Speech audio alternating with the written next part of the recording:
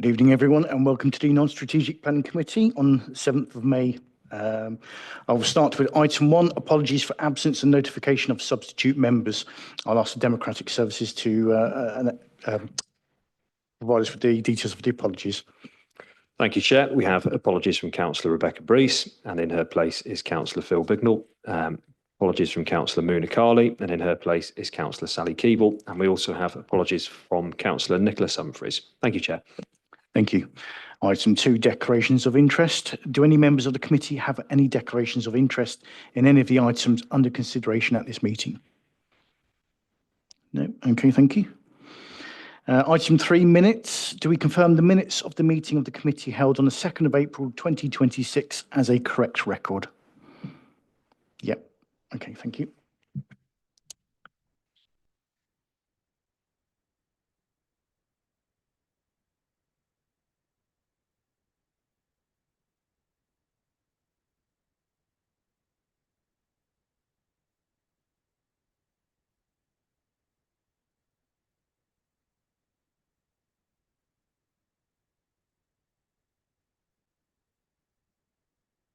Item 4, Chair's announcements. Members of the public are permitted to film, broadcast and report on the meeting, subject to the efficient running of the meeting not being affected. Only those people who have registered in line with the committee's speaking procedure may address the committee. Members of the public are requested not to call out during the committee's discussions on any item. Anybody who repeatedly disrupts the meeting may be asked to leave. All speakers will have 5 minutes in which to make their statement, except where Chair's discretion has been applied, and are asked to remain seated after they have addressed the committee to answer any questions the committee may have. The meeting is being webcast on the Council's corporate YouTube channel. Therefore, when speaking, please speak clearly and concisely into the microphone. There are no planned fire drills, so if the alarm does sound, evacuation instructions will be given by Democratic Services. Please ensure that any devices are switched off or on silent mode. For the benefit of the public watching remotely, I will now introduce the top table, starting at my furthest right. Good afternoon, Chair. My name is Sian Webb. I'm Principal Lawyer of Planning and Highways. Thank you, Chair. Richard Woods, Democratic Services Officer. I'm Councillor John East. I'm Chair of the committee. Nathan Lau, Team Leader within Development Management. Maurice Childs, Planning Officer. Thank you.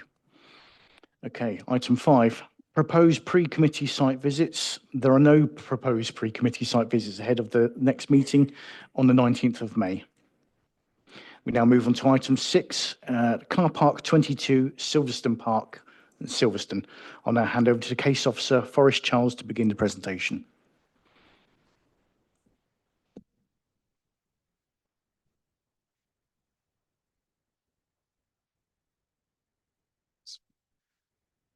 Thank you, Chair.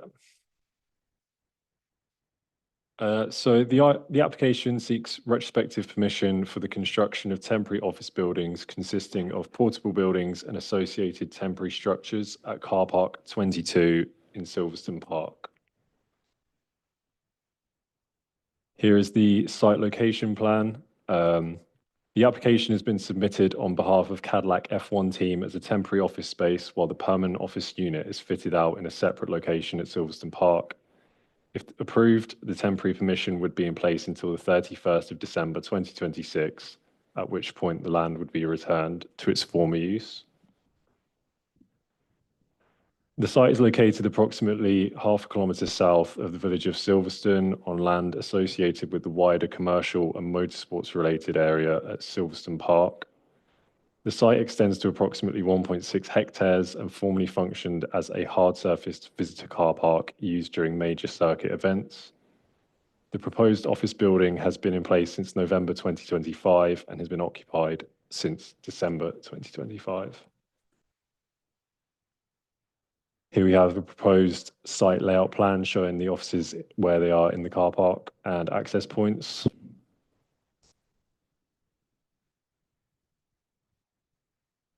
The area of the site not occupied by the building will be used as car parking for employees.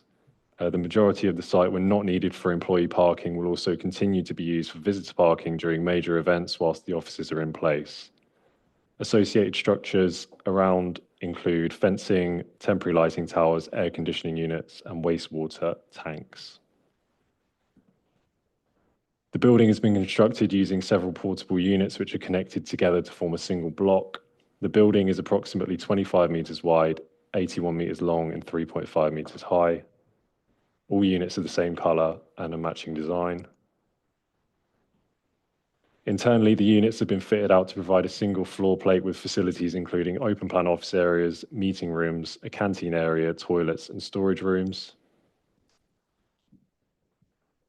Here are site photos showing the building elevations from the north and west, and from the south and internal space. Based on the anticipated timetable for the permanent build, the building is expected to be occupied until July, August 2026, at which point it's scheduled that Cadillac F1 will vacate temporary facility, allowing its removal before the end of December.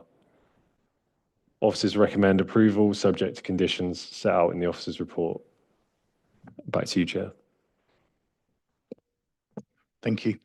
At this point, are there any questions from the members of the committee for the officers? No, okay. At this point, then we will move to public speaking. So there are no public speakers on this item. Okay, so we now move to the committee to debate this item. Councillor Cartwright. Thank you, Chair. I think this is pretty straightforward, and unless anybody has any objections to this, I vote we accept the officer's recommendations and propose that we take the vote on that. Thank you. Okay, and you wish to second that, do you, Councillor McMurtry? Any other? No. Okay. Wish to summarise? Thank you, Chair. It's proposed by yourself, Councillor Cartwright, and seconded by Councillor McMurtry that the application be approved in accordance with the case officer's recommendation and conditions set out in the report. Thank you, Chair. Okay. Can I see a show of hands in favour of the proposal? That's unanimous. Okay.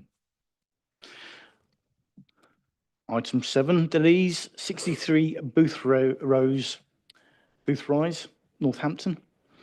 I'll now hand over to the case officer, Jonathan Moore, to begin the presentation.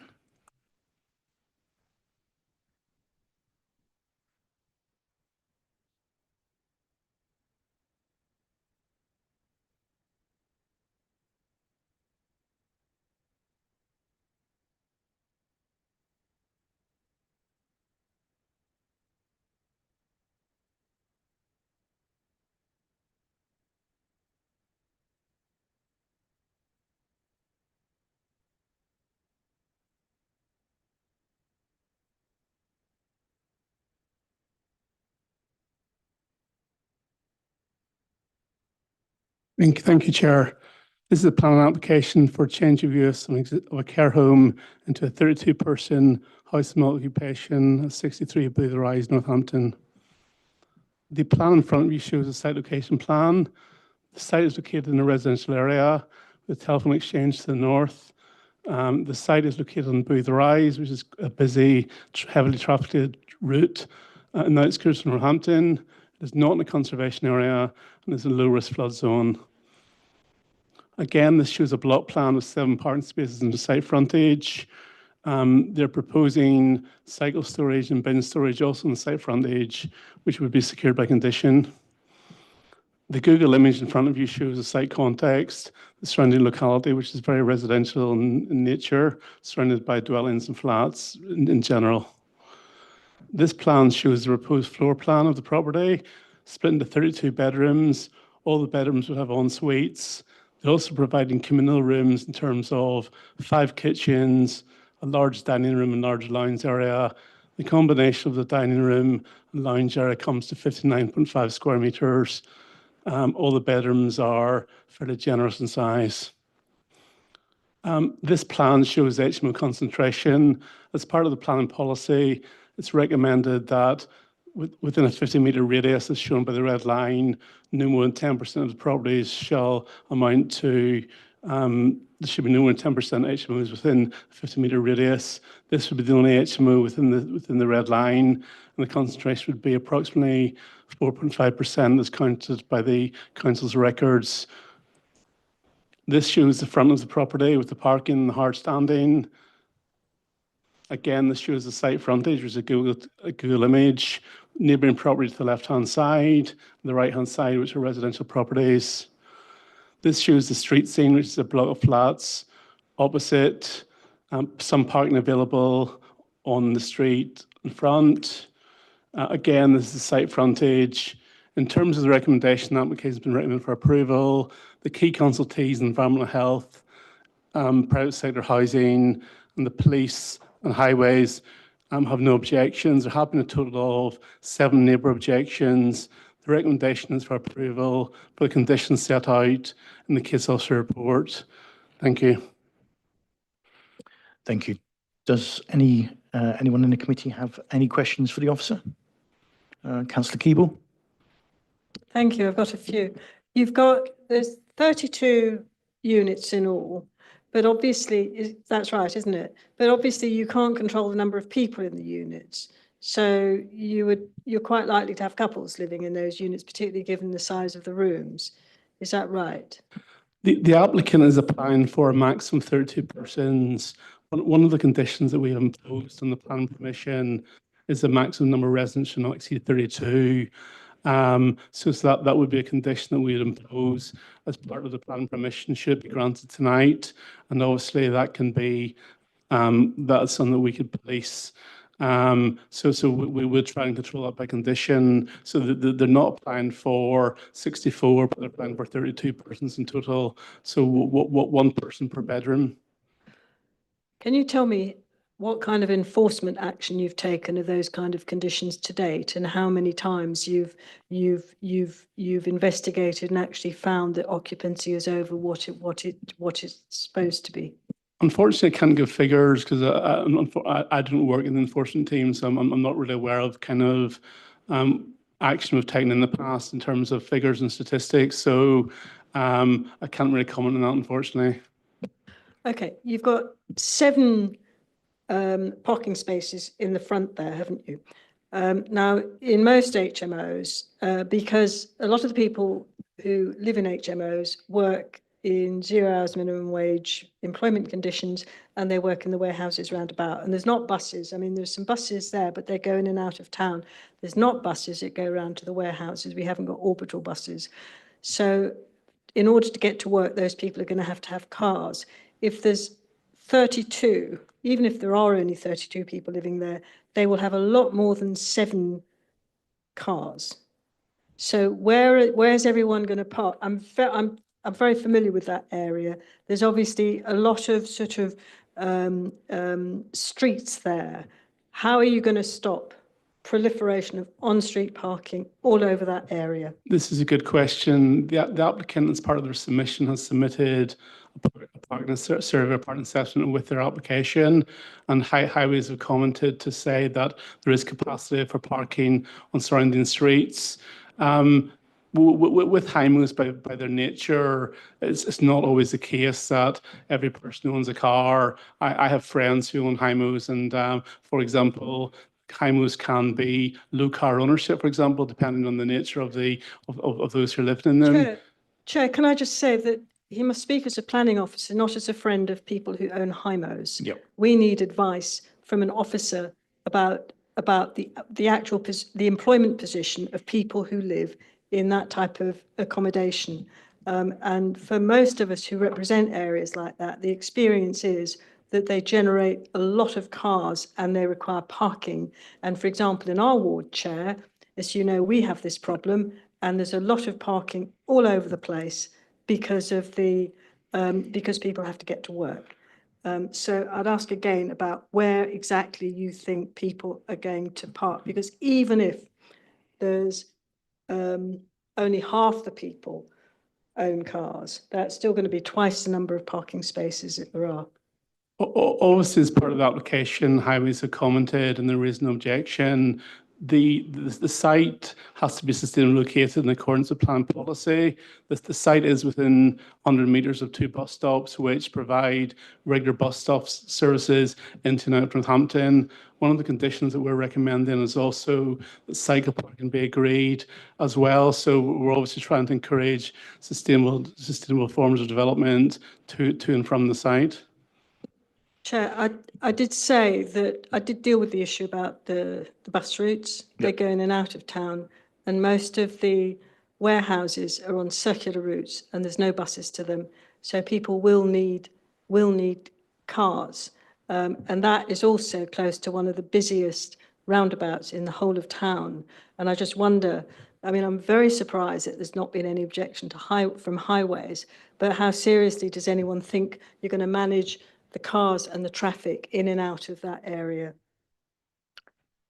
I've no real further comments to make other than what I've said already. Highways have commented, they've raised an objection. I'm not really sure what else to say in terms of how highways have commented on the application, and they're very experienced highways officers, and they're familiar with the site. Right. The other thing is that I mean, there's two really fundamental objections that people have to HIMOs. One is about traffic and parking, and the other is about refuse disposal. Now, in the plan, there's a bin storage area, which is teensy. I can't imagine that there's going to be 28 wheelie bins in there unless they're going to be black bins. And of course, the council's changing all the collection rates as well in Northampton. So how are you going to fit a quart into the pint pot of 38 people tipping their rubbish into that little area? How is the waste disposal going to be managed? Well, one of the conditions that's been recommended in the plan documents is that bin storage is to be agreed, and that's something that we can work on with our environmental health colleagues, and obviously we can work with the developer to see that suitable bin storage is agreed in writing in due course. I mean, if you just look at the area, there's 32 units, and as you say, they're big bedrooms, and there's a cycle stores area, and there's 7 parking bays, and that, I mean, I don't know where you're going to fit all the wheelie bins or the black bags, but there's very, very little space there. So where realistically does anyone think that the waste disposal facilities are going to go? I think one other point I'd make is a careful comparison needs to be made between the lawful use as a care home and the proposed use as a HIMO. Obviously, as a care home does generate waste in itself as well. So obviously, the HIMO, the two uses need to be compared. So a care home would generate some waste in itself also. Yeah, I think most people would accept there's a difference between the kind of waste that's generated by a care home and by a HIMO. I have not seen care homes with bins overflowing with pizza packets and beer cans, which is what often happens outside HIMOs. So could you explain how 32 different households are going to fit their rubbish into that area? I mean, through you, Chair, obviously the officer has set out and explained, well, tried to answer your question. I mean, it's set out within the report. There is conditions relating to refuge storage, so that will be a matter that will be addressed at a later stage. But as I say, if you've got concerns about refuge, waste facilities and parking, then obviously they are valid planning concerns that you may have. The other thing then is that this permission is being granted retrospectively. So does that mean that the place is already being used as an HMO? Well, when the application was submitted, the property had been occupied by 12 persons. So this application has come about through an enforcement issue that was raised through a complaint by a third party. My understanding is, and correct me, and the agent will correct me when he comes to speak, is that the application was used as a care home, then changed use to a HIMO. It was used for 12 people, and obviously that kind of applied retrospectively, as you say. Sorry, was the use as a HIMO for 12 people, was that agreed by committee, or was that informal unauthorised use? It was non-authorised use. Right, okay, so if somebody has on an unauthorised basis used this building as a HIMO already, what assurances do you have that they're going to actually agree to negotiate in good faith about restrictions on any planning application moving forward? Through you, Chair, that'll be a matter for our enforcement to investigate. So if a breach of any of the conditions does arise, then that'll be a matter for our planning enforcement team to address and take appropriate action. Yeah, but that means dealing with it after the event. And the committee is being asked to make a decision now. So what we need to know is what the evidence is that the person, that whoever the owner is going to negotiate in good faith and is then going to agree conditions once they've already got permission and is then going to apply them. Yeah, well, that's it. I mean, we have to deal with these applications in good faith and impose these conditions, but there are enforcement powers should those conditions be breached. So it's no different to any other planning application that we deal with and impose conditions. Thank you. Any further questions from the committee? Councillor Beryl? Thank you, Chair. So the percentage ratio of that area, I think you said is 4.6, is that correct, within a 50-metre radius? 4.5 due to our calculations, yes. 4.5. So that percentage ratio is based on registered addresses, which are HMOs at present. The capacity of that one HMO will probably outweigh the whole of the residents within that 50-metre radius. So, and the officers are happy with this. The concentration figure has to be less than 10% to be acceptable in planning terms. As a HIMO is deemed as one property. For example, if it were a block of flats, say 10 flats, that counts as 10 properties, but a HIMO counts as one property in terms of calculating the overall figure. So the application site counts as one property per se, similar to one dwelling house, for example. I understand that. Thank you. Any further questions, Councillor Ware? Could I go back to the parking report? What prompted the review of that? Because from my understanding, it came in and actually then was redone. Could you talk me through what was the reason for it being redone? Basically, the Highways Department commented on the plan application originally, and this was something that they suggested they recommended was done to demonstrate their satisfactory parking in the vicinity of the site. So basically, on receipt of that comment, the comments were forwarded to the agent who obliged and provided a parking survey. Once the parking survey was received by the council, we then reconsulted the Highways Department who accepted the findings of the report. Thank you. Any further questions? No. Okay, we now move to public speaking in the following order. Councillor John Slope, who's the local ward member for Malton.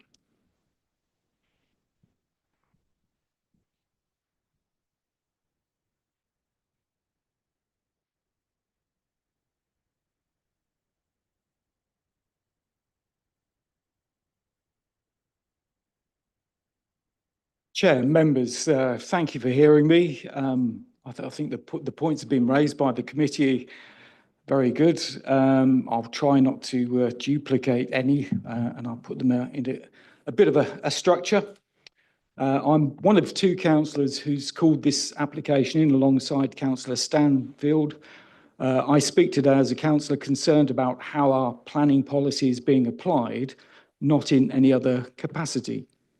I want to acknowledge up front the officer's report is a serious piece of work, and I've read it carefully. I will not be raising fire safety or internal management with members today because the report is right that those sit with the HMO licensing and building regulations. I might be wrong, but I understand that Northampton Town Council will be making its own representation today. They've raised the retrospective nature of the application, as we've heard, and the proximity of the site to both a children's home and a school. I support both these points, all 3 points, and I will not duplicate what the Town Council can put more directly than I can. What I will raise are 4 points where, with respect, I do not believe the officer's recommendations reflect the weight of planning evidence before you. Firstly, the comparison with the former care homes does not hold up. The report's central conclusion at paragraph 7.7 and 9.1 is that the impact would be comparable to the lawful care home use because of the number of rooms, and comings and goings are similar. I would ask members to look at that comparison closely. A C2 care home houses supervised, mostly elderly residents, as we've heard, the majority of whom do not drive. They have managed visitor patterns and a 24-hour staff presence. A 32-person HMO houses 32 independent working age adults, each with their own travel patterns, deliveries, visitors, and shift patterns. The number of rooms is similar. The activity profile is fundamentally different. To treat them as equivalent is the foundation of the recommendation, and I do not think it stands. Secondly, the parking arithmetic doesn't work, as we've heard. There are 7 on-plot parking spaces for 32 residents. That's 0.22 spaces per person. Northamptonshire Police themselves, who are not normally in the business of objecting to planning applications, flagged that this will lead to inconsiderate parking, with cars parked some distance from the building. The officer has reframed this from a highway safety issue to a residential amenity issue at paragraph 7.10. I would point out to members that the harm to neighbours is the same either way. The residential amenity is a lawful ground for refusal under policy Q2 of the local plan part 2. Third, the concentration test is being applied too narrowly. The proposal sits at 4.5%, 1 in 22 properties under the 10% threshold within 50 metres. On that basis, the report finds the policy satisfied. But policy HO3 and the HMO SPD require more than a numerical head count. They require that the proposal results in a balanced and mixed community and protects the physical character of the street and neighbourhood. Adding 32 single occupancy rooms to a residential street of 22 dwellings in a single decision materially changes that mix. The 10% test is a floor, not a ceiling. A proposal can sit beneath it and will still fail the policy on its other limbs. Fourth, the precedent. The report says the precedent carries limited weight. I understand the principle, but I would ask members to think about what they're actually deciding. A 32-person sui generis, or of its own kind, HMO, in a former institutional building is at the upper end of the HMO scale of the HMO conversions across the authority. If this is approved, it is a clear signal to every owner of a former care home, school, or institutional building in the West Northamptonshire that this is a viable route. We should be honest with ourselves about that. In closing, the flawed equivalence with the care home, the park... Conclude your statements, please. I will, Chair, thank you. The impacts on a balanced community and the precedent taken together with the points the Town Council may be making, put forward a sound planning grounds for refusal of the policies under H1, HO3, Q2 and the HMO SPD. I respectfully ask members to apply their own judgment to the evidence and refuse the application. Thank you, Chair. Thank you. Are there any questions for a speaker from the committee? Councillor Keeble. Thank you. I'm just struggling to work to. I'm just looking on the map to see which is the school you're referring to, Councillor Sir? The new Northampton School. I was. Which one? The Northampton School. The new Northampton School. It's at Moulton, isn't it? Yeah, it's less than 400 metres away. Right. Sorry, I'm not familiar with that one. Is that a primary school or secondary? It's a secondary school. Okay, thank you. And the children's home, if it's one which, the children's home, which one do you think, or where is it? Because it might be I that you haven't got don't the want to address. give the address. It's along that small setting of houses. It's in the same area? Because sometimes you can't disclose their address anyways. Is Yeah. it that case? Okay, fine, thank you. Through you, Chair, we should refrain from discussing addresses such as children's homes. Yes, I due to understand that. confidential- Yeah, I'm grateful. confidentiality Thank you. requirements. Yeah, that's fine. Just so long as I know roughly what we're talking about. Thank you. Any further questions from the committee? No, Nope. thank you. Thank you, Chair. We now have Roy Hammond, who's the agent for the applicants.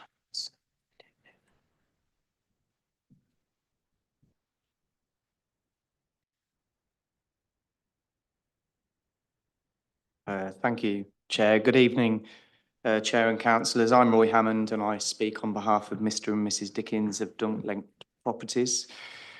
As always, thank you for allowing me the opportunity to speak.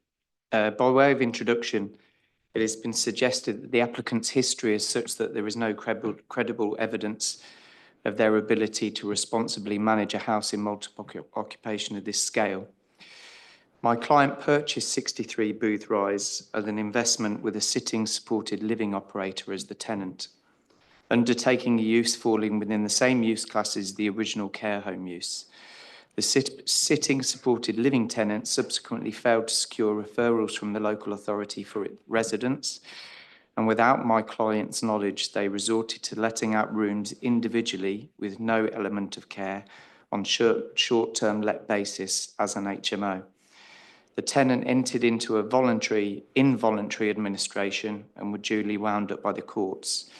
Midway through the administration process, my client was made aware that there were sitting residents, contrary to the advice they'd previously received. In response, my client put in place a strategy for securing compliance in planning and licensing terms, including essential upgrades to the accommodation. This application is a continuation of that proactive stance taken by my client through a situation of no doing of their own. My client, as part of a family-run business, is an established operator of other sites for vulnerable residents, including double disability schemes, as well as affordable rental accommodation in the Midlands. The investment in the building with a tenant in place was seen as a long-term position, a new strand to their business, but that has proved not to be the case. I say all of this because my client is keen to highlight that they should not be judged on the basis of breaches of planning control by the previous tenant/operator. My clients suffer from a compliance background and very mindful of their obligations, and they wish to do the right thing, hence the application before you today.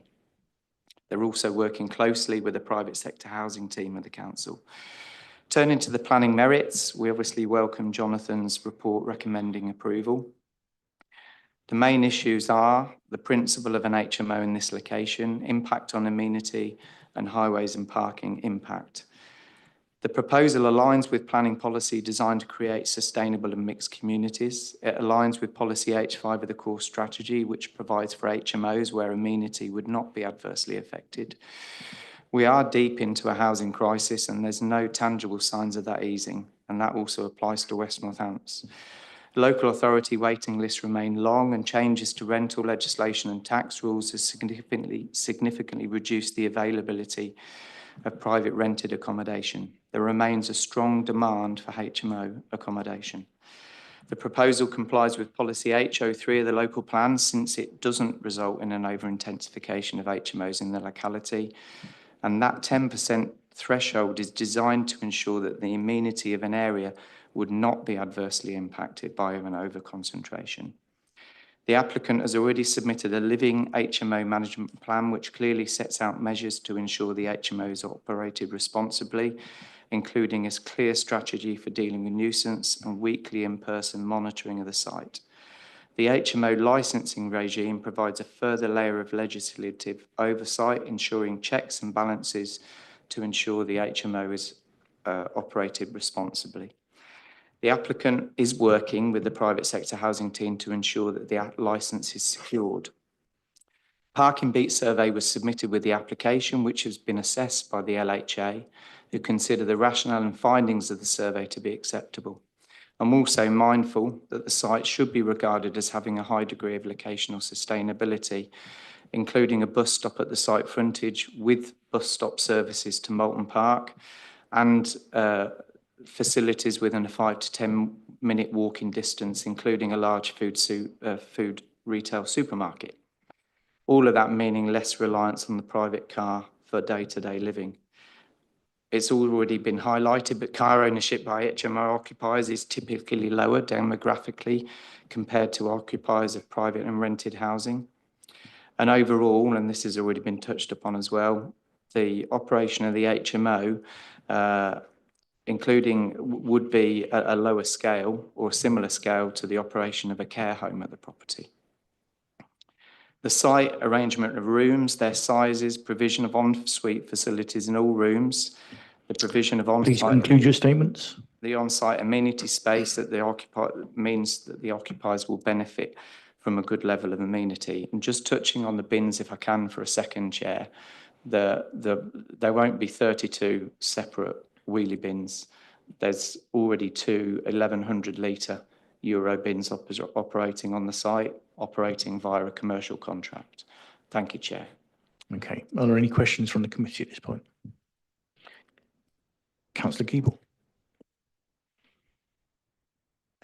Just looking at the information, the Lees was given a CQC rating of inadequate in 2022. Is that right? Was that when your clients actually bought it?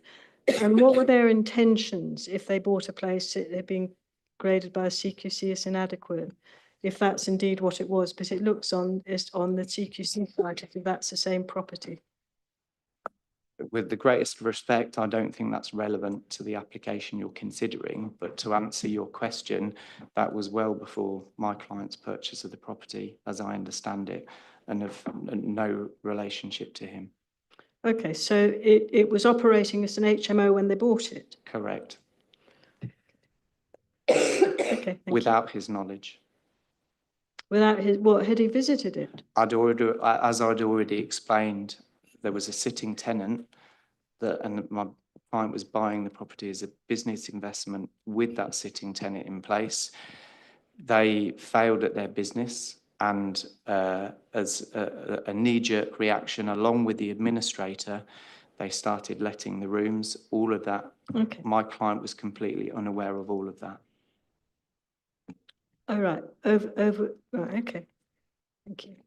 Through you, Chair, can I just remind everybody, the application before you is the application that the members have to determine, not what has happened previously. This is the application before you, and this is on planning merits and consideration of local plans. We need to make a decision on not what has previously happened on the application. It's the application that's before you this evening. Thank you. Councillor Cartwright. Thank you, Chair. As you point out, the current situation is a commercial waste bin. Do you know if that's their intention to carry on with the commercial waste bins? Thank you. I think I heard you say about the commercial waste collection. That is correct. That will continue. Okay, thank you. Any further questions from the committee? Yep, Councillor Keeble. Thank you. If they're doing the commercial waste collection, then that would be covered in the service charge, would it? So that would all be, and it would all be operated out of that area or an expanded area. It would all be from Eurobins, yeah? So I think the planning officer has already advised you there's a condition recommended to you which will require further details of the waste collection. So we, in the event of permission being granted, will work with the council and the officer to ensure that there is adequate provision for waste collection and recycling.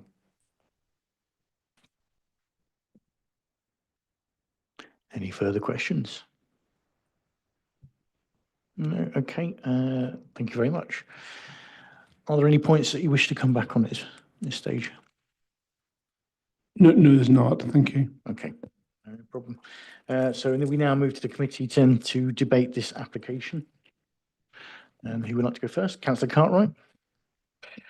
Yeah, thank you, Chair. A lot of valid points being brought out already this evening. Thank you very much. I struggle with this. It seems this comparison between how many beds are in a care home and how many active users of HMOs, as the comparison strikes me as unrealistic. And that one of the things that particularly strikes me is that when you capture some of a block of flats, there's suddenly individual properties within that flats to push your numbers up, yet the individual properties within an HMO count as the one HMO property, which seems highly unfair to me. I think under section the West Northants Joint Core Strategy policy H5, the way I read that, for amenity for other properties already there, not just the users of that particular property. I think that's a horrendous blow to the local amenity.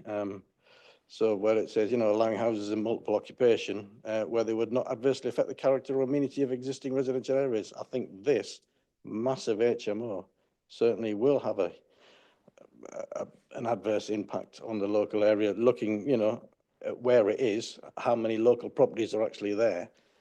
I think that's been misinterpreted, and I would be strongly leaning against refusal on this. Thank you. Councillor Keeble. Thank you. I mean, I agree with Councillor Gaskell, perhaps in some ways partly for the same, partly for different reasons. There's some assurances given about the waste disposal if it's going to be done through a private contractor. However, I mean, it seems to me to be quite. I struggle to understand why a more realistic provision for the waste disposal wasn't included in the plans, and why it had to be left for future consideration. And I also really struggle to see where, looking at the place, how the extra facilities are going to be provided given the restrictions at the front of the building. It is it's a very big HMO with a very large number of people in there that would create a lot of pressure on the local community. I suppose my other really big concern is about the parking spaces and the kind of traffic flows and usages that a building like this, an HMO of this size, would generate. It's the numbers and the traffic patterns, which I think would be higher than.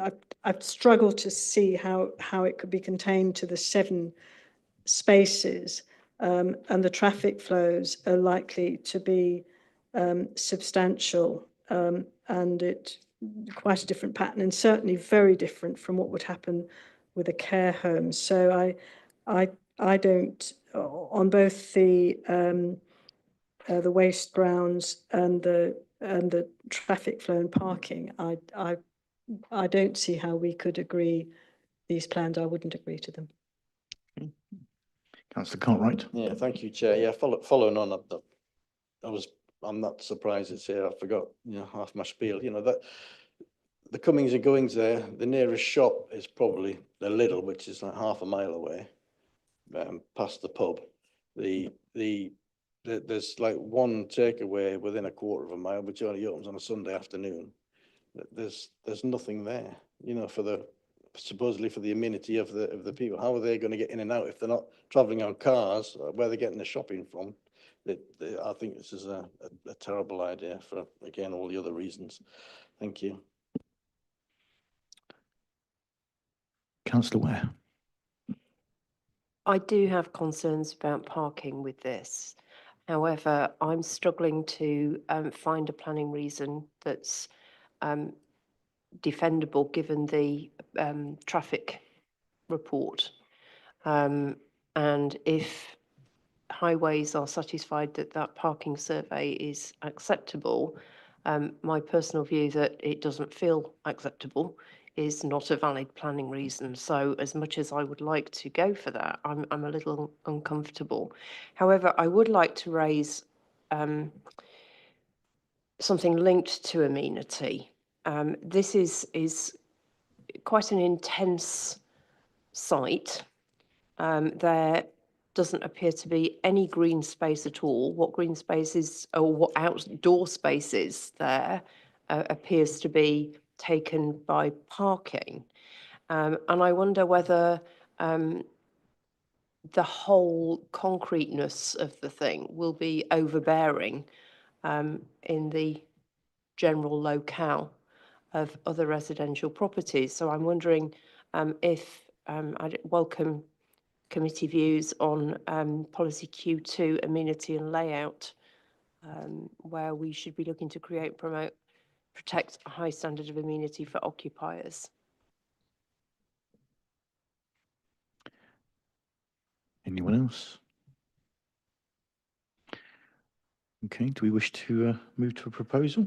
Councillor Cartwright? I propose that we refuse this on amenity for the residents due to lack of space, lack of shopping availability, lack of takeaway, and also amenity HO 5 for everybody else in the area that's going to get swamped with 32 individual HMO beds next to their area. So amenity on both sides there. So that's. Could I just clarify through you, Chair, that would be policy H1, which is housing density, design and mix, and not H5, which is managing housing stock. Well, H5 says Okay. Allowing houses in multiple occupation where they would not adversely affect the character or amenity of existing residential areas in the West Northampton core strategy. H5 then. And I think that this definitely will have an adverse effect on the amenity. So H5 of the West Northampton Joint Core Strategy, Yeah. and Q2 of the Northampton Local Plan Part 2. And Councillor Ware? is it appropriate to put in Q2 as well, please? Yeah, absolutely. Yeah, please.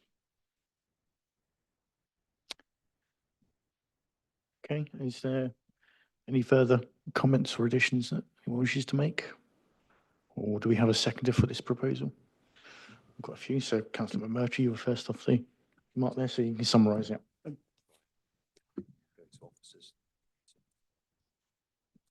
So the proposal from Councillor Cartwright, and was it seconded by Councillor Beryl or Councillor McMurtry? Okay, the proposal is to refuse the application on the grounds that the proposal through its density and intensification of use is contrary to policy H5 of the West Northamptonshire Joint Core Strategy and policy Q2 of the Northampton Local Plan Part 2. Does that adequately summarise the proposal? Do officers have anything to add? No. Okay, yeah, I see a show of hands in favour of the proposal to reject. I think that's unanimous. Yeah.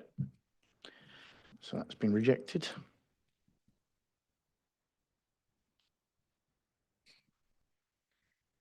We now move on to item 8, which is Yard Summer Haze, Welton Road, Daventry.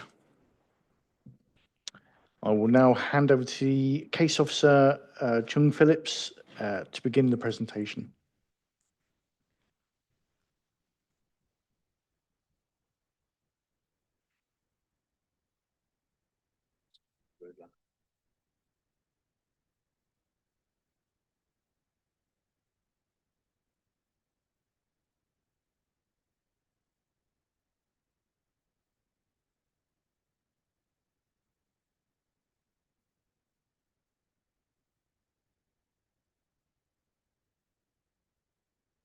Thank you, Chairman. Before we begin, I do want to draw members' attention to the late representations. The late representations basically say that the 12 semi-detached dwellings are not subject to the occupancy conditions or occupancy restrictions within section 106. However, they will be subject to SIL, and they will still be subject to affordable housing provision as well. Members will be very pleased to know that this is actually a care home, not an HMO. The 78-bed care home linked to 29 close care apartments and 12 semi-detached dwellings. You can see here, this is the site location plan.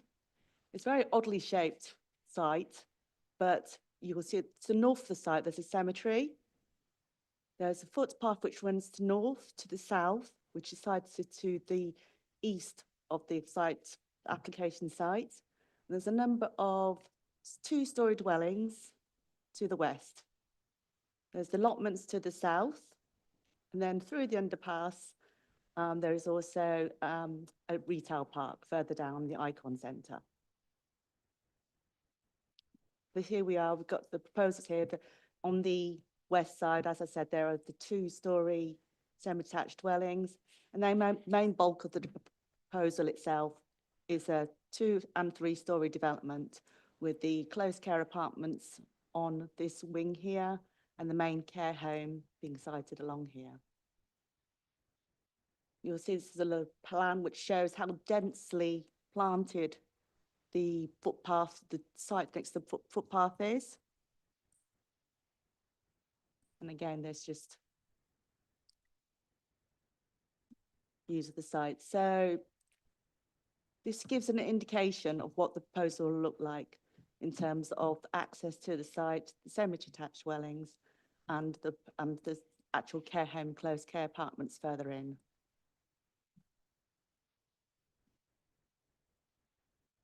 If I can get to the photographs, I'll be there as quick as I can. Here we go.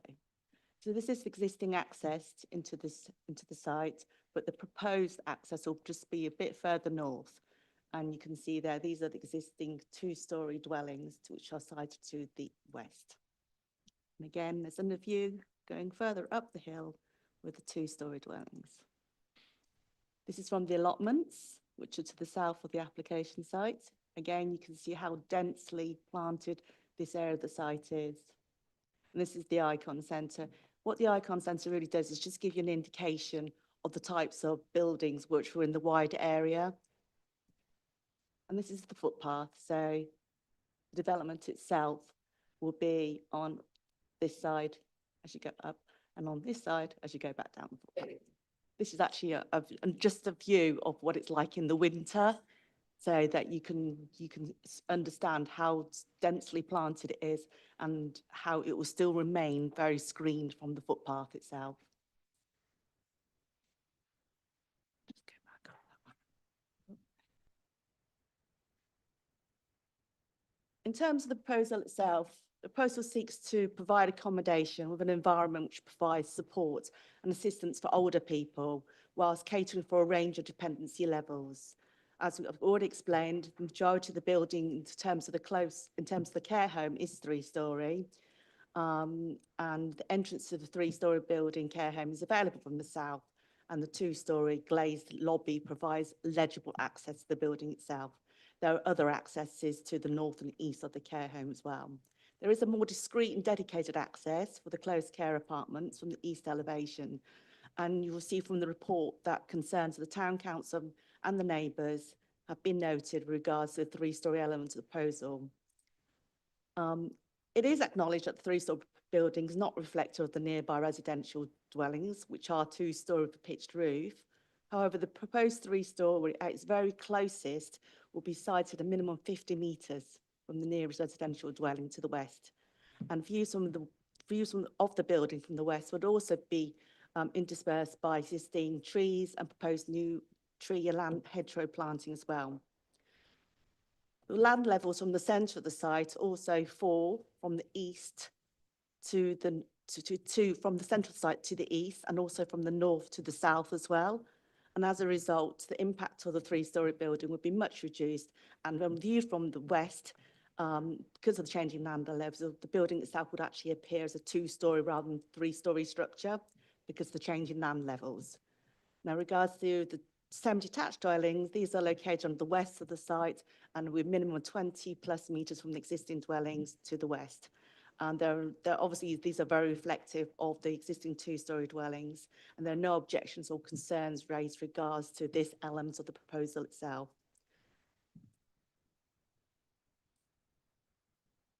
There are some concerns raised by the Town Council and by the Allotment Association regards to access to the allotments and the impacts on the allotments.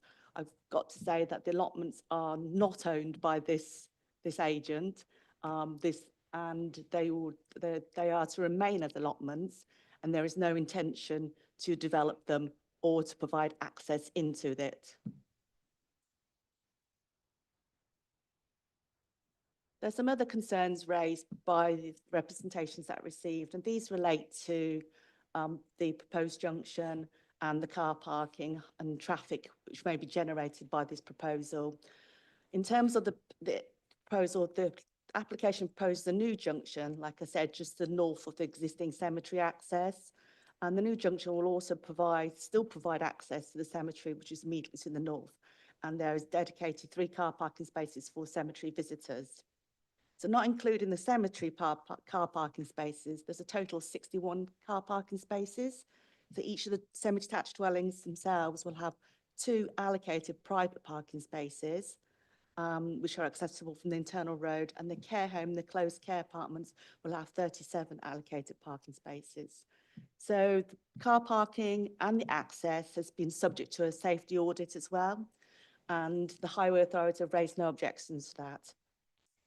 One of the other concerns which have been raised relates to ecology, and members will be fully aware that the development plan policies support biodiversity, net gains.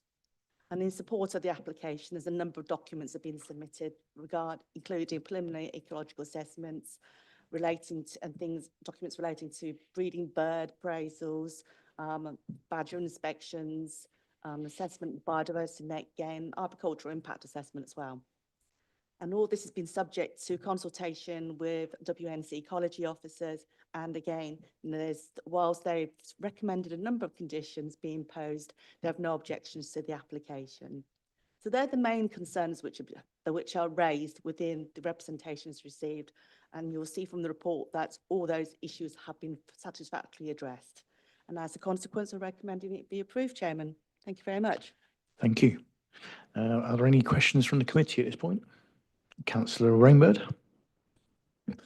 Yes, I've seen that they've previously made an application which was approved in 2017. Pretty much like for like application. How come they didn't continue with this construction for this one, for the previous one, and now applying again? You're correct that they are very, very similar applications. The only difference is that the semi-detached dwellings were originally maisonettes. And the reason why it's been resubmitted is because that there was a number of conditions, pre-commencement conditions, which needed to be discharged, and they weren't submitted in time before the date ran out for them to commence the development. Thank you. Are there any other questions? No. Okay, we will now move to public speaking, starting with Suzanne Baldwin, on behalf of Daventry Allotment Group.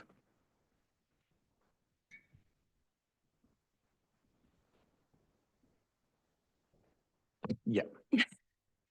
Good evening, Chair and members of the Planning Committee. My name is Suzanne Baldwin and I'm speaking tonight on behalf of Daventry Allotment and Garden Association, and I'm the Chair. DAGA recognises the need for development. However, we do have serious concerns regarding the impact this proposal will have on our allotment community and the facilities that support it. Firstly, the current DAGA shop sits on the land that is due to be affected by the development. We have been informed verbally that the shop will be demolished and rebuilt for us, but at present we have seen very little formal documentation or binding detail confirming exactly what will be provided, when it will be delivered, or how continuity of service will be maintained during construction. The shop is not simply a building, it's an important resource for allotment holders and local residents, providing essential supplies, advice and community support. Before permission is granted, we respectfully ask the committee to ensure that there are firm, enforceable commitments in place regarding the replacement facility, including its size, accessibility, timescale for delivery and temporary arrangements if necessary while works are underway. Secondly, we have major concerns regarding the proposed public footpath which runs through the centre of the allotment site on Welton Road. It's been shown in the plans. At present, this access route is private and used only by allotment holders. The site is gated and locked for a good reason, to protect plots, tools, equipment, crops, and safety and security of tenants. Introducing a public through route fundamentally changes the character and security of the site. Allotments are not public parks, they are working community spaces where many tenants invest years of effort, considerable personal expense. Opening a public footpath through the middle of the site raises understandable concerns around theft, vandalism, antisocial behaviour, and the loss of privacy and security for plot holders. We therefore ask the committee to carefully reconsider whether this route is appropriate and whether alternative pedestrian access options outside the allotment boundary could be explored instead. Dagger wishes to work constructively with the developer and the council, but we believe these matters require clearer guarantees and fuller consultation before any approval is granted. Thank you. Thank you. Are there any questions from the committee?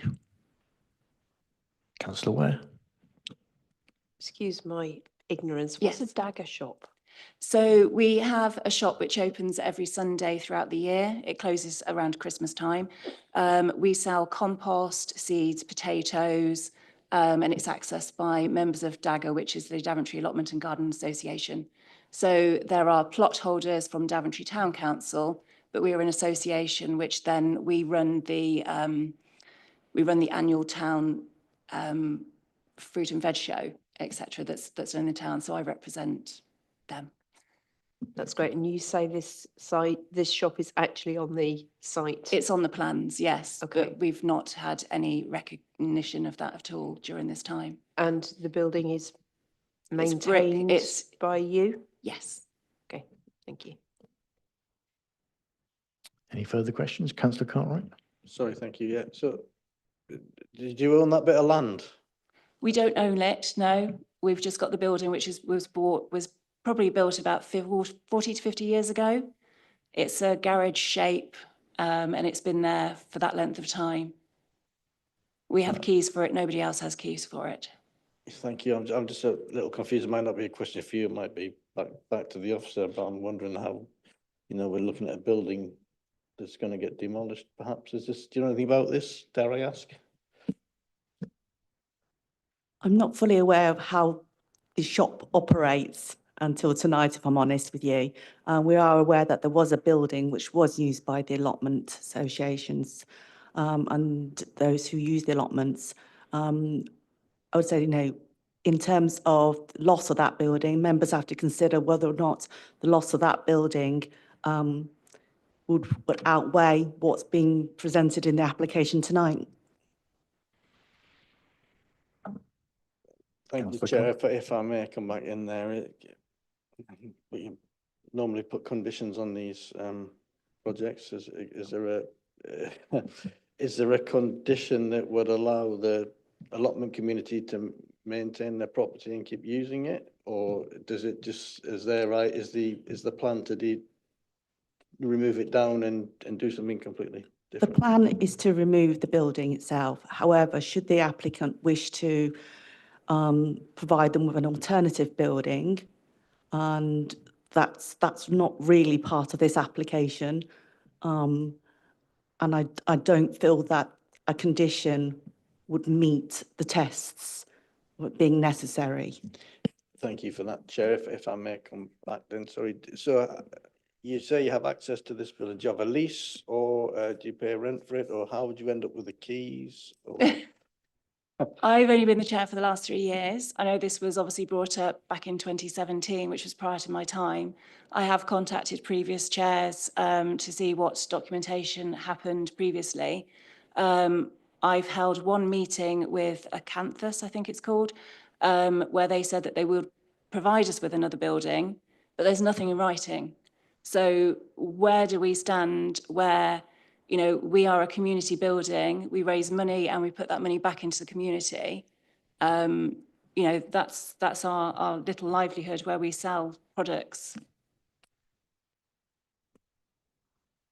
Thank you for that. I think I have to defer to people that have allotments that know a bit more about this than I do for that. But if we can't condition it and it's not relevant, I'm just curious as to what claim they would have on their land. I'm thinking, that's nothing to do with me getting that. Get a chance to speak. I think there was something that was said to me at one point that the Secretary of State would have to be involved if they were building another building for us. on the plot as well, on the allotments. So it's not just a very easy thing. But I don't know, I haven't taken any advice on that, And but I I believe take the it most Secretary of of the State needs people to that be would involved. know that this have moved to the property a bit further north by now. Pardon, sorry? I take it most of the people that would know the history of this have moved to the property further north of. Yes, site, yeah, so I think you move closer to it. Councillor Ware. Chung, are you able to point out on the plan where this particular building that we're talking about is? Because I can't see it. I don't think it is actually on the plans, if I'm honest with you. Okay. But we just know of the building itself, because Okay. obviously I dealt with the 2017 application as well. Yeah. What I would say is that there's been some mention about conditions and putting this building, but we really need to look at those tests for those conditions. And one of the tests is it's necessary in order to allow this proposal to be approved. And that's one of the questions you have to ask yourself in wanting to impose such a condition. Thank you. Councillor Keeble. I just wanted to ask a bit more about the Secretary of State's involvement in the replacement building, because presumably, I mean, there could be a goodwill agreement about this, so it wasn't a condition. But is that because of restrictions around development of allotments? Or is there something else going on that would require extra oversight over the provision of a replacement building on the allotments? Sorry, can you repeat that? I didn't really understand the Sorry, question. the speaker just referred to the fact that it was mentioned that if there was to be an alternative building built on the allotments, that it would need to go to the Secretary of State, which does seem a rather extreme amount of action. That's for not my approval. understanding. I think It isn't. No, Right, okay. I But think they could agree it's a goodwill that basis. from what I understand, the agent and applicants are offering to replace that building, obviously not on the site, application site, but on the allotment site. But that is not that's outside the actual application itself. Can I just ask, would that come under any restrictions about development on allotment, which I know can be quite sensitive, or could that just happen? I think that'd be considered a bit de minimis because of the size and scale of the replacement building. Thank you, but in my letter of, when I did sort of like say it brought my concerns, originally I did actually mention the ruling that was for the allotments, why it needs to go to Secretary of State. There is an allotment law.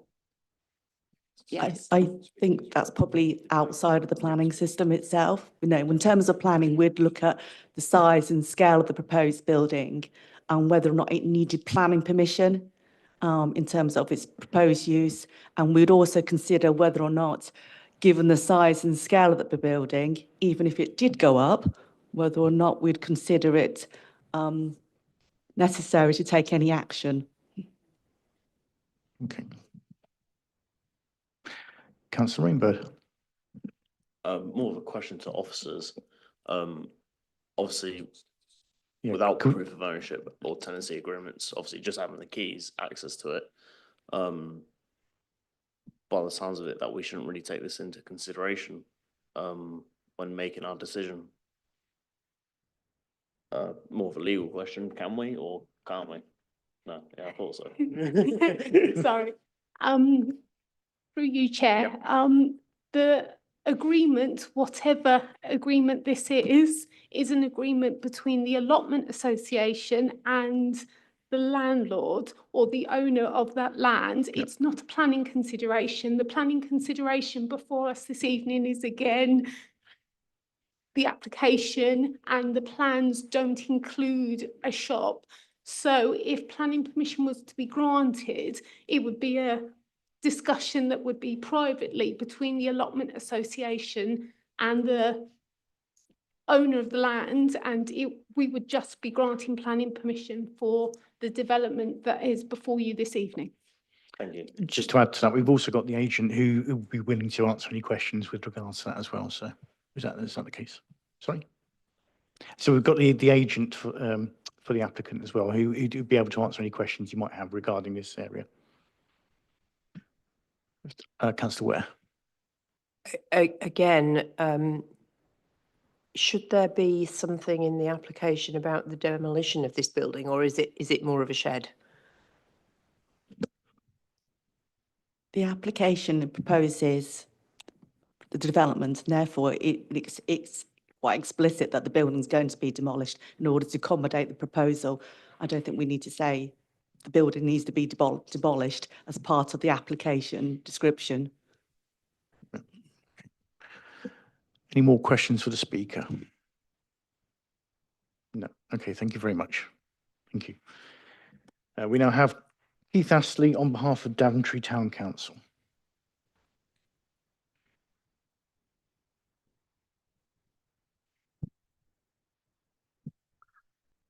Good evening, Chair. I'm Keith Astley. I represent Daventry Town Council.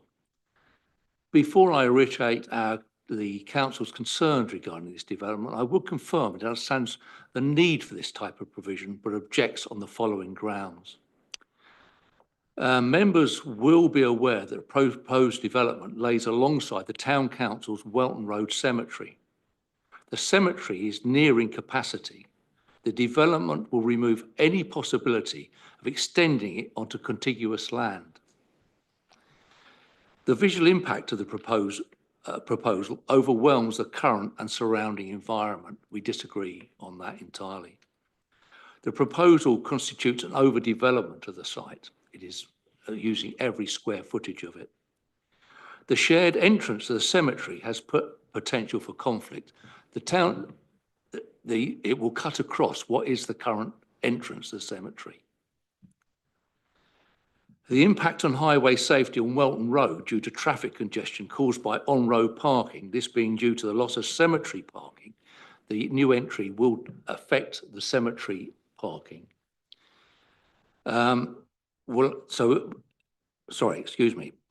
Impact on the highway safety on Welton Road due to the traffic congestion caused by the on-road parking, this being due to the loss of cemetery parking and insufficient parking within the development. The additional traffic generated by the development will increase the risk of accidents caused by traffic turning right out of Welton Road onto Northern Way and the traffic flows around the roundabout by the Icon Centre.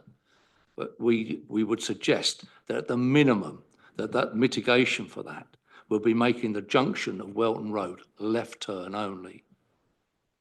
Finally, we would repeat our concerns regarding section 4.7 of the Transport Assessment Report, maintaining the public right-of-way from the site through the allotments. The Dagger have touched on this already, and southwards to Welton Road. The Town Council would like to highlight that the pathway mentioned within the report that runs through the allotments is for allotments tenants' use only and would not be accessible from outside of the allotment site due to the boundary arrangements and security gates. Thank you for taking time to consider our concerns. Thank you. Are there any questions from the committee for the speaker? Councillor Cartwright. Thank you, Chair. So you mentioned about the cemetery. You know, there was a previous application for this. This is now sort of 9 years on. Why have you not applied for that land prior, if I may ask that, sir? Because there wasn't a town council cemetery at that time. The town council came to the town council after that proposal was put in place. We are stuck. We are going to be sandwiched in there, and we are, as a town council, already considering what we can do about extending the cemetery. It's a real issue, and because being the burial authority, we are under pressure to find an answer to that problem. Councillor Cartwright. So if I may follow up my question, do you know how soon your plots are going to be rotated on there? Because these are normally a 99-year lease plot. So how many have you got left and how many are soon to be rotated? Do you know that, or is that something you? I'm sorry, I don't have that information to hand. I do apologise. Okay. Any further questions, Councillor Keeble? I just wanted to ask a bit more about this issue that you raised about the traffic going in and out of the cemetery. Do you have any sort of traffic count or numbers as to the number of vehicles going in and out? No, we don't. But I think the major concern is the days of burials, the people attending the cemetery to attend burials. It would have a major impact on hearses and families attending.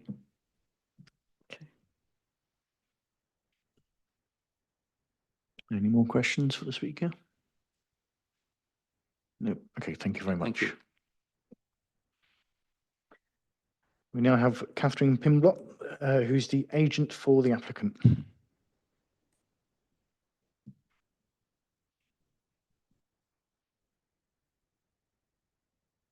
Thank you, Chair. Before that timer starts, I'm happy to answer any of the questions about the other. We'll bring the questions at the Speakers. end, so we'll just Yeah. allow you to speak first. Thank you, Chair. This application was submitted and validated in October 2023, and during this time, our team has worked proactively with your officers. This attractive and high-quality development is proposed to be set within a peaceful, attractive and landscape setting. The development seeks to create a village setting with a range of accommodation types. It seeks to install confidence in occupiers by reassuring them that they can hold on to their independence and receive a custom level of care. Residents can downsize into a smaller residential property, retaining full independence while freeing up larger family homes to the wider housing market, or alternatively an apartment. And then when residents feel the time is right, the care home, which is fully equipped to deal with any level of care which may be required. Care homes and extra care developments are community-friendly buildings, and this will provide an opportunity for prospective residents to be attracted from the immediate vicinity, therefore maintaining close relationships with family and friends. Crown Care, the applicant, gained planning approval for a care village in 2017, which they have built out a care home element of in Middlemore in Daventry. That development has proved a little too large at 300 plus units, so this smaller development in scale is more suited to this town centre location. Their care home in Middlemore has a good reputation and a waiting list, as there continues to be need and demand for further care provision in Daventry. As has been mentioned, this site gained full planning approval in 2019 for an 85-bed care home, 24 apartments and 16 independent living maisonettes. This site was previously owned by the council and sold to my client, the applicant, upon gaining this previous planning approval.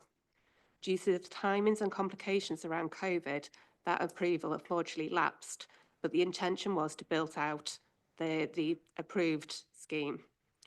The principles of that approval have been carried forward to this application with three elements: the housing, extra care and care home retained. The previous maisonette dwellings have been switched to 3-bedroom dwelling houses, reflecting the changing housing market post-COVID.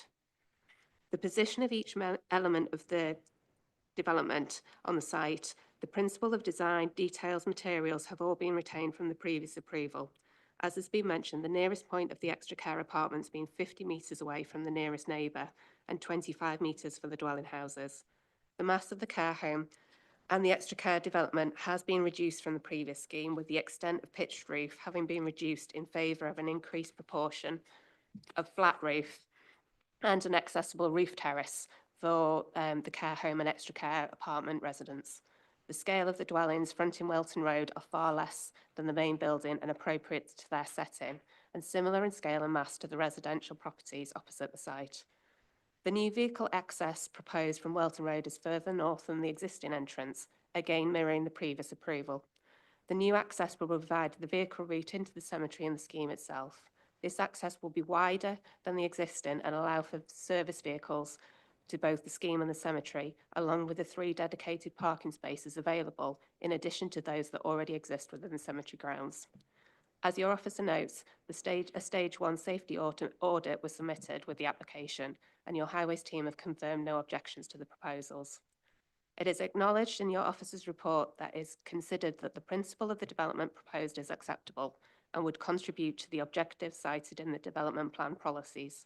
It addresses the supply of housing in Daventry, impacts on visual and neighbour amenity, highways and access, flooding or drainage, ecology, noise and pollution. It is demonstrated that the proposal will deliver economic benefits in terms of the construction of the development and providing employment post-completion, along with contributing to sustaining local services. In environmental terms, The proposed use would result in the redevelopment of a vacant site within a sustainable location. In respect of social benefits, the new units would add to a range of affordable housing of options available in Daventry and address the shortage of accommodation for an ageing population. As such, it is considered by your officers that there is no technical impediment that this approval shouldn't be granted, and the development would accord with policies in the development plan. We ask that you support your planning officer's recommendation for approval of this scheme. Thank you. Are there any questions from the committee at this point, including about the arrangement for the buildings? Yep, Councillor Keeble. Yeah, there are a couple of things. One, you obviously heard the issues raised from the allotment group, and I wonder if you know what you can say about their points about the replacement. And the second thing was if you could just say, I see that some of your properties are being included within the affordable housing allocation, and I just wondered if you could say a bit more about that, because obviously that, you know, these presumably aren't going to be family homes, are they? They're 3-bedroom, but they're going to be very much for older people. Is that right? So if I talk about the allotment items first, there's a couple of things mentioned. One is about a path through the allotments. There is no path through the allotments to this development. The site is bound by a boundary, so there wouldn't be members of the public being able to walk through the allotments to get to the care home. The second item is about the obviously the shop. Obviously, as it's been mentioned, that is on the application site. There is very little correspondence, as has been mentioned. My client is committed to replacing the shop building and would obviously pay for that and reconstruct it, but it would not be on land he owns or is part of this application. But there is a commitment from my client, and I'm happy for that to be minuted today, that would happen. But obviously the arrangements of that, what planning permission, how that would be facilitated, needs more investigation, but there is a commitment for that to happen. And then the second item on the affordable housing, the proportion of the building that's for extra care, there would be a proportion of that attributed to affordable housing, and whether that's for sale or be like on a social rented model. The houses that front onto Welton Road, as has been mentioned and is in the updates, the 3-bed houses, we would prefer not to have an age restriction on them. There would be an affordable element to that, but my client is happy that they would have still applied to those properties. Yes. Sorry, Chair, that would be by agreement. Yes. Any further questions from the committee? No, thank you very much.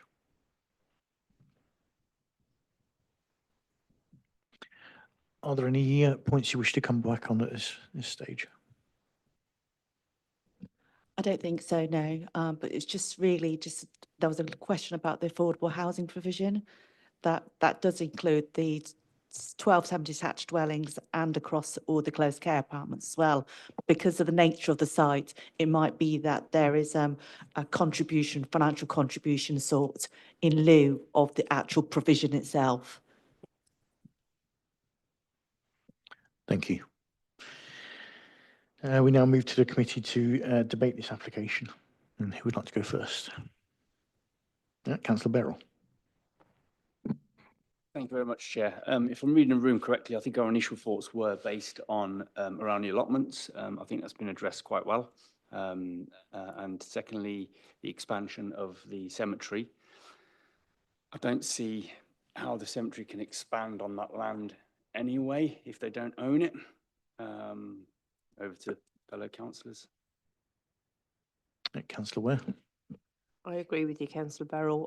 If that land is not owned by the Town Council or West Northants Council, then it's private land. So that becomes a bit of a barrier that I don't think we are in a position to overcome.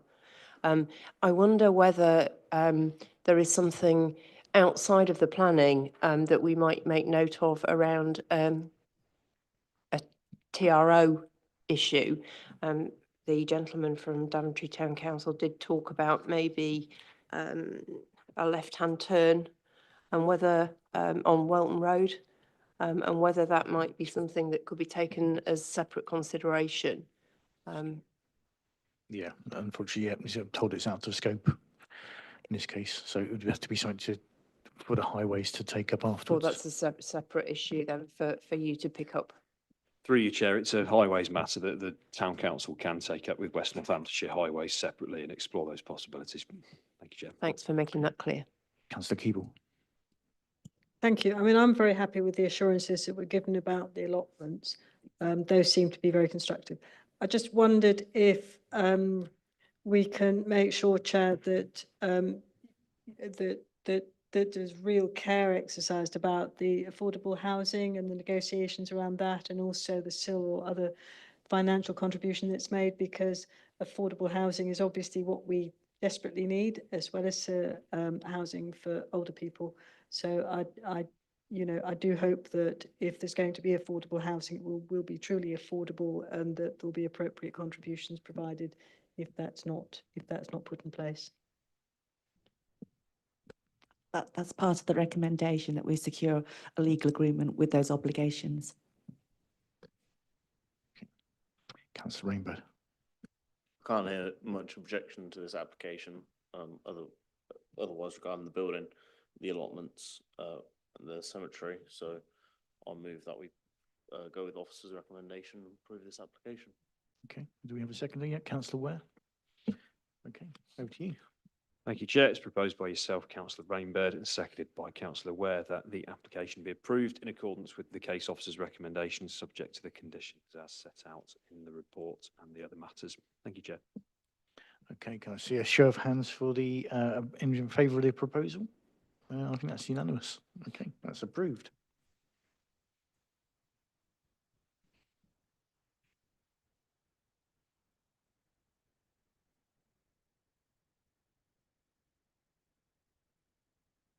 We now move on to item 9, which is 34 Gold Street, Northampton.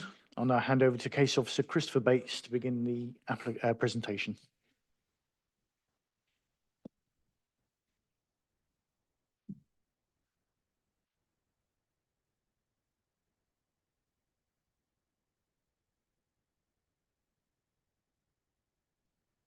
Can I just ask a question?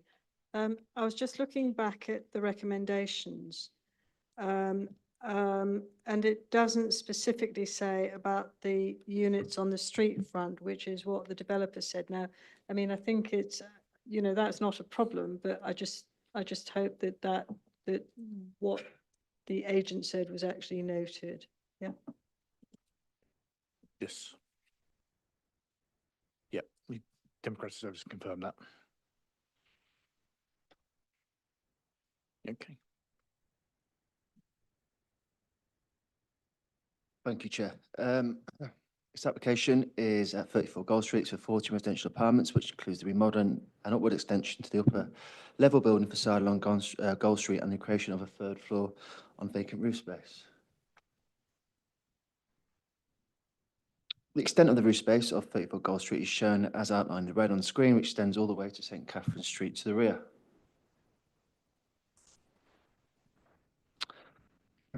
An aerial view of the site and surrounding area shown on the screen. The application site being situated on Gold Street sits within the All Saints Conservation Area.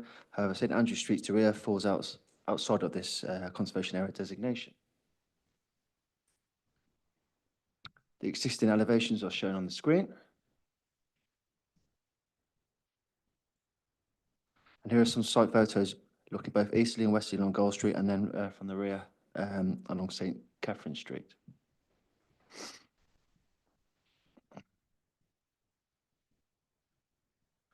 Shown on the screen are the originally proposed scheme. Officers feel it necessary for these to be conveyed to members to illustrate how far the scheme has come since its initial submission. It was considered that this initial design, owing to its unconventional roof form, would give rise to harm on the conservation area and the wider streetscape. And here is a artist's impression of how this would look against Again, this stance is exacerbated by the CGIs on the screen.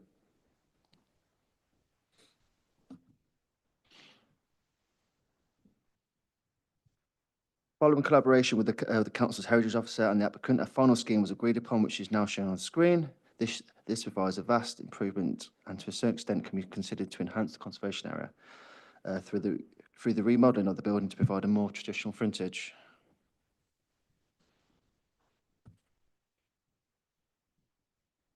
In altering the scheme, the plots are now large and can provide a mixture of housing with 1 and 2 bed units now provided. This is shown on the screen along with the provision of the refuge and cyclist storage at ground floor level. This provides an upgrade to the existing provision. The existing and proposed streets along Gold Street is detailed on the screen. Again, by remodeling the building's frontage, this provides an improvement to the current situation, whilst relating well to the nearby buildings in terms of form, scale, and fenestration. And this screen shows the CGIs showing the final scheme as proposed. In conclusion, the proposals comply with both local and national planning policy and guidance, and all planning considerations are fully addressed in the committee report. As a result, Officer's recommendation is to approve the application subject to conditions as set out in the committee report and secure an assent payment given its proximity to the Upper Nen Valley gravel pits. Thank you, Chair. Thank you. Are there any questions from the committee at this point? Councillor Keeble? I was very interested in the side elevation, which showed all the windows and so on. Am I assuming then that there's no possibility of any building around there? Is that's completely open? Is it? And I wonder if you could just show that again, that picture. There's the side elevations. For you, Chair, Councillor, are you referring to kind of impact on amenity, are you, or in terms of Yes, overlooking and exactly, the bottom overbearing? left. That's the original scheme. Are you on about the elevations and how they project out to the buildings? That's a side elevation that I was interested in. Yes, Yes, that I there, mean, yeah. It's quite an isolation. There's no buildings nearby. I think the nearest kind of separation distance to any kind of corresponding elevation is, it's in the report, I think it's about 30 metres, which is one above the separation distance, which we kind of go on at, it's approximately 15 to 18 metres.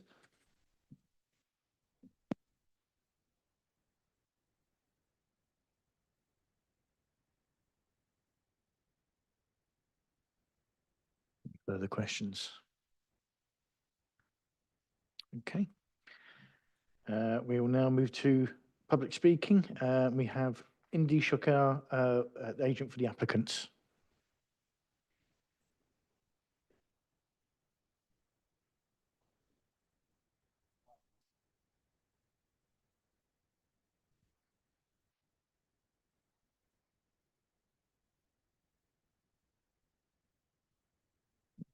Okay. Does anyone have any questions for the applicant, the agent, sorry?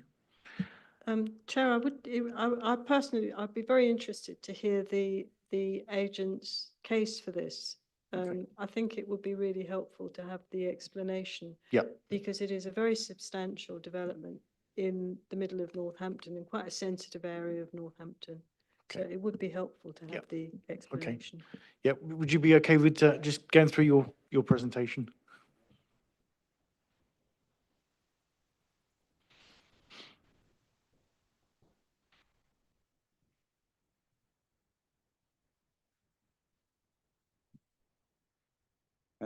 So thank you, Chair. Good evening, committee. So the case, that I think the case and the need for the project is pretty well covered in the committee report, but I'll try to recap if I can. So the applicant is the freehold owner of the building. On the ground floor, you have commercial premises, and above you have residential. Which was through a successful change of use conversion. but then you have a roof space which is effectively redundant. So there's an opportunity to create more housing, appropriate housing within the town centre. So that's kind of the biggest driver behind the planning application. And I think that marries well with something that's mentioned in the report about there being an acute need for additional housing of this type within the town centre. So I think there's a pretty big box that's been ticked by the planning application. It's been done appropriately. Excuse me. So if I go back through the history a little bit, we did a pre-app for this project. The pre-app went positively. We submitted a planning application, and then the heritage officer had some concerns about the design, which Christopher has noted. And I think that might be in paragraph 2.3 in the report, where it talks about how extensive the dialogue has been. So proactive engagement prior to planning and proactive engagement since planning was submitted. I would argue that some very dramatic changes have been made to the project to ensure that we do the right thing from a heritage perspective. And I think we've achieved that. And there is a strong argument, Christopher alluded to this, so I don't want to repeat too much, but there's a strong argument that there is a betterment case for the conservation area. So one thing we haven't seen is kind of what's there at the moment and what we're proposing. And what's there at the moment is nothing really to celebrate. And it doesn't do anything for the conservation area, but what this project will do is enhance it in terms of appearance, character and setting. And it does it in a way that creates no additional harm to local businesses, to local residents, to local stakeholders. I've not mentioned planning policy, but there's a raft of planning policy that's triggered by this project. And Christopher's report confirms that we satisfy all of those policies. But I think the crucial thing is that Heritage have looked at this closely. We've worked in collaboration. We've come up with a scheme that strikes the right balance. But sorry, I've moved away from your question quite a bit, but going back to the driving point, we're making effective use of brownfield land, and we're doing it in a way that provides appropriate housing for the town centre.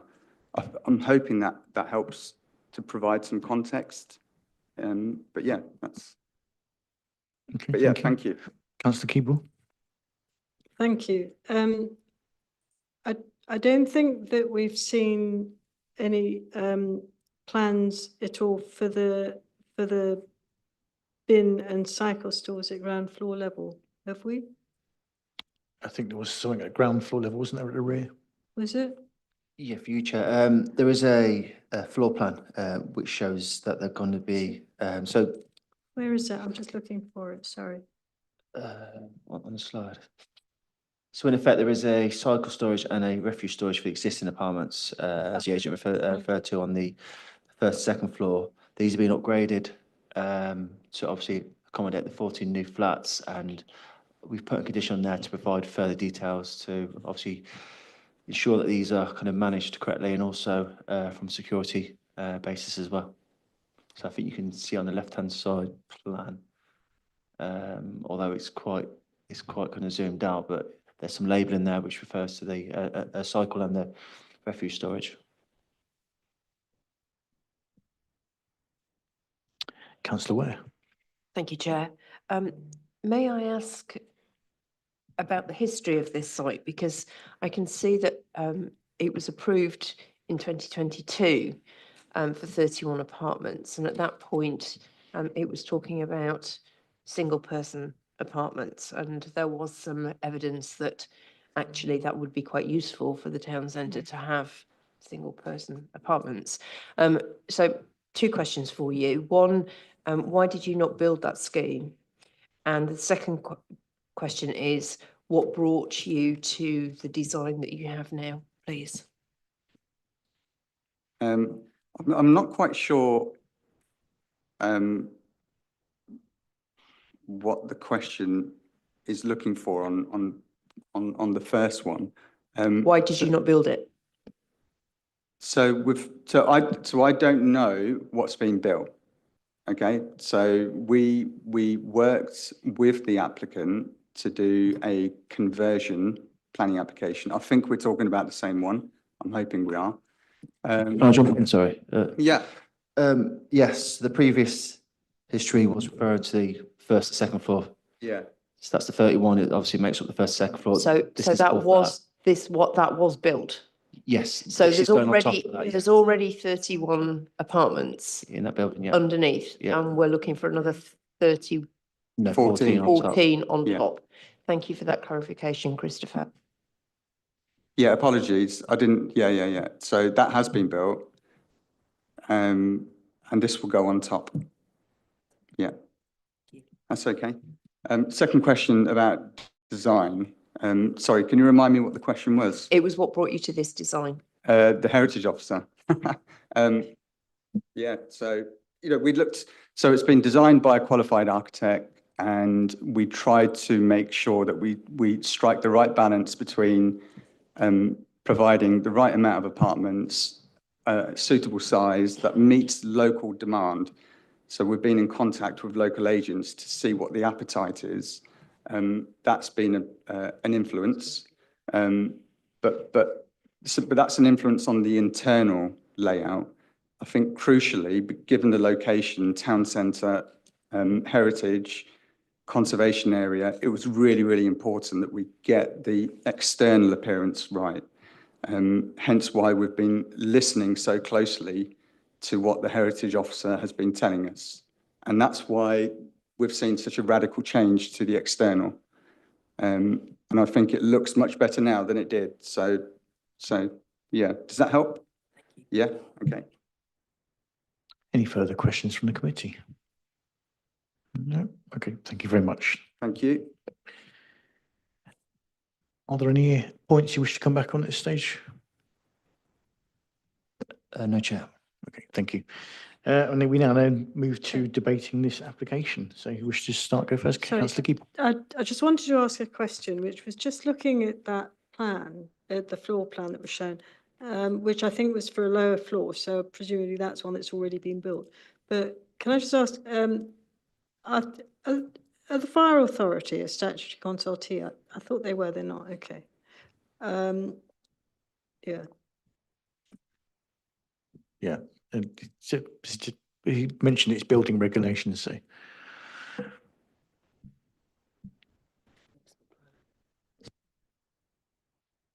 Okay. Councillor Greenbird. I think through the applicant and the officers, there's been a very well thought out and had very thorough conversations about the application. Obviously, there was objections at the very start with heritage and the conversation officers. Obviously, they've worked with the applicant very thoroughly and said that now it might even enhance the conservation area. So I think it's a well drawn out application. I'd like to hear what other people think. Councillor Cartwright. Yeah, thank you, Chair. Yeah, again, I think, sorely needed these properties and an effective use of space in the town centre. I'm all for it. So yeah, unless anybody wants to object, I think we should go with the officer's recommendation and propose that. Okay. Anyone to the contrary, or do we have a seconder? Okay, Councillor Rainbird will second that. Thank you, Chair. It's proposed by Councillor Cartwright and seconded by Councillor Rainbird that the application be approved in accordance with the case officer's recommendation, subject to the conditions set out in the report. Thank you, Chair. Okay, can I see a show of hands in favour of the proposal? Those against? Any abstentions? No, that's it. That's approved.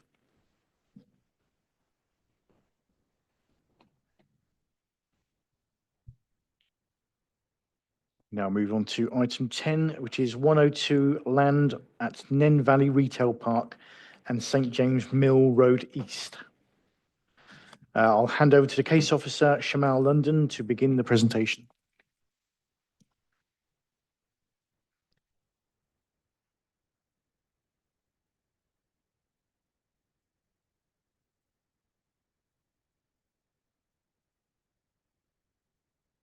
Evening. This item relates to Nen Valley Retail Park. The scheme proposes a part demolition.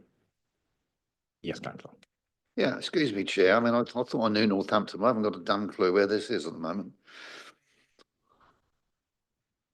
Yeah. Don't know, but basically where the Oh, it's that estate. Yeah. Thank you for the clarification. Thank you.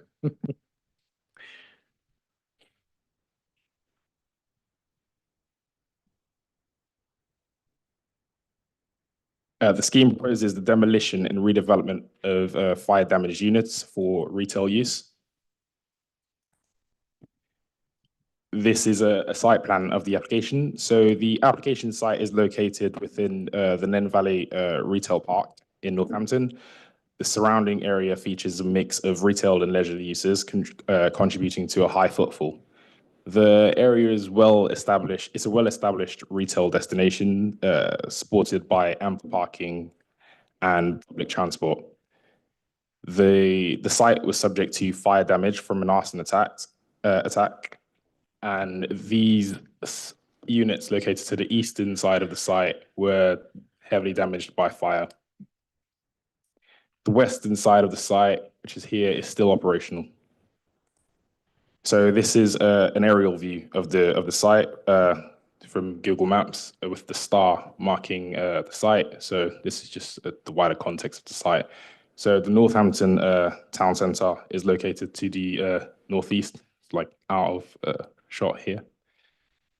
And the site it's not located within a conservation area. However, it is located within flood zone 2 and 3. So I should add that there were 2 addendums to the application. So addendum 1 saw the addition of paragraph 9.1 to the officer's report.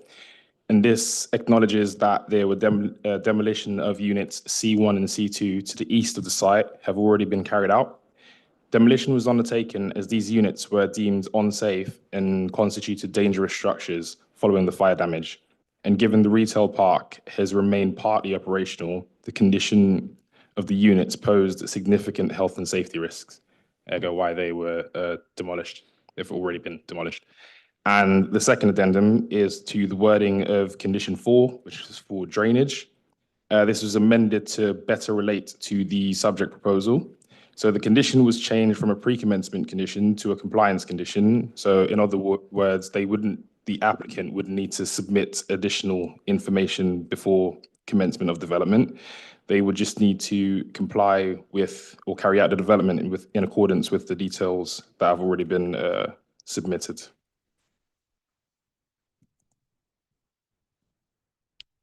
So this is to the left is the existing and proposed site plan, which is largely the proposed is largely the same as the existing because the application is for like replacement of.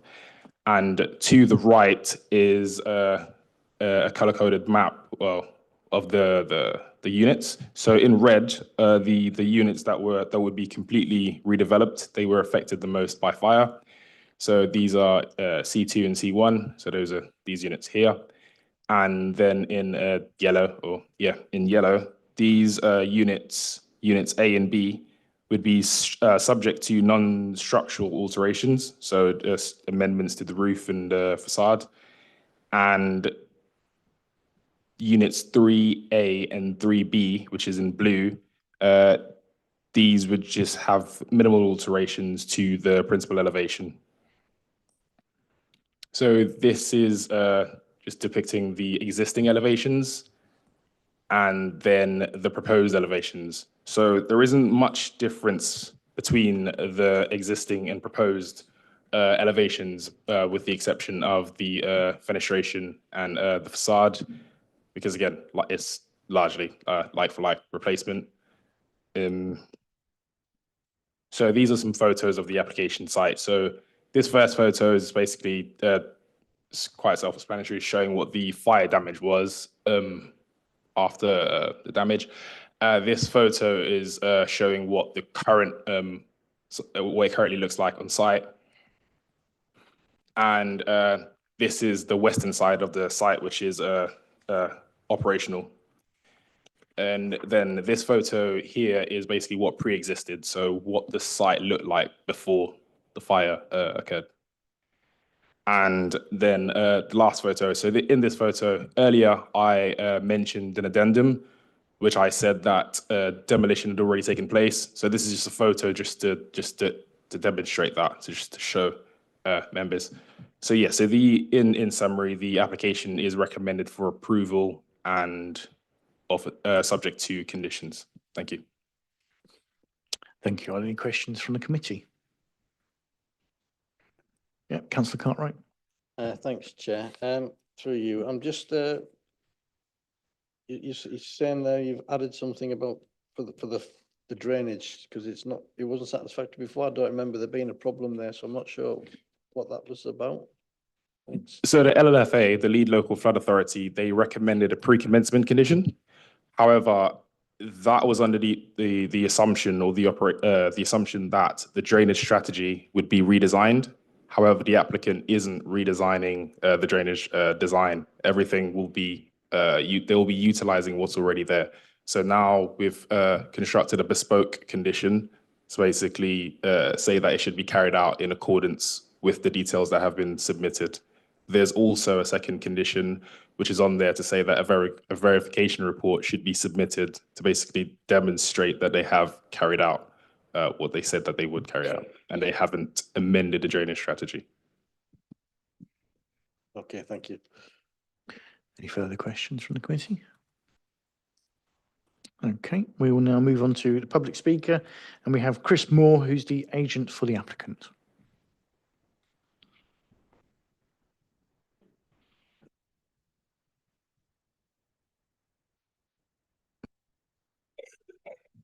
Good evening, Chair and members, and thank you for the opportunity to address the committee tonight. I'll be relatively brief because I appreciate we're the last item on the agenda now.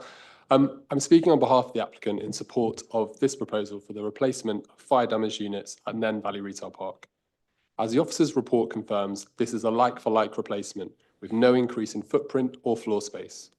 The applicant follows a serious arson attack last year, and its purpose is straightforward: to rebuild these units and help bring retail activity and associated jobs back to the site. The rebuilt units will be constructed in accordance with current building regulations and will incorporate appropriate fire safety measures, including fire-resistant construction and new external fire hydrants. This is an upgrade basically on what was there before. The applicant has worked positively with officers throughout the process, and there have been no objections from consultees or members of the public. We therefore hope members will be able to support the application in line with your officer's recommendation. Thank you. Thank you. Are there any questions from the committee? No? Okay, well, thank you very much. Any points you wish to come back on? No, Chair. Okay, thank you. We now move to debating this item. Okay, Councillor McMurtry. Yeah, in my opinion, it's pretty clear cut. It's a like-for-like replacement, no objections, and there is support. So, yeah, unless anyone else has any other recommendations, I suggest that we follow officer's advice. Yeah, Councillor Ware. Okay, let's summarise that then. Thank you, Chair. It was done before I'd even finished typing approve in accordance with the officer's recommendation. But that is the proposal before us, as seconded by proposed by Councillor McMurtry and seconded by Councillor Ware, and that is subject to the conditions set out in the case officer's report and the committee updates as well. To you, Chair. Thank you. Can I see a show of hands in favour of the proposal? I think that's unanimous. That's approved. Final item, item 11, urgent business. There are no items of urgent business, so our next meeting will be the 19th of May at 1 Angel Square in Northampton. And I'll bring this meeting to a close. Thank you, everyone.